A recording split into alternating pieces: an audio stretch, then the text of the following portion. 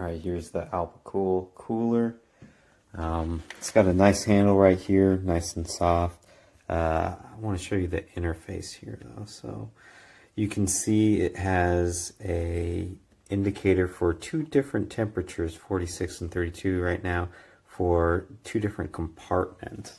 And if you open it up, the large compartment and the small compartment can be controlled differently, which I think is a pretty cool feature. So you could have your freezer stuff versus your refrigerated stuff. You just switch between selection from there.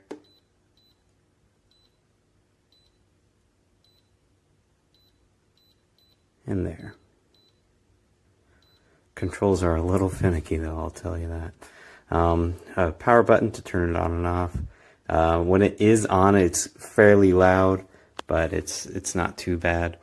You can charge a device with a USB-A right there. The handle does come out. You need two hands for it. So you can carry it. And then on the inside, it does have a cutting board that can come out. But other than that, yeah, nice little light here for nighttime.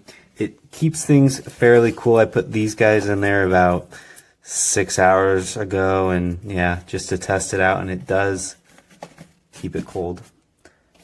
Freezer section actually does not feel much colder, if not warmer, than the refrigerated section, so that's something to keep in mind. It does not have a battery, so you will need power for it, which is quite unfortunate, but you know, the ones with the batteries are going to be a lot more expensive. And then the last thing about this that I don't really like is the wheels are plastic instead of rubber, so not super durable. Anyways, that's it.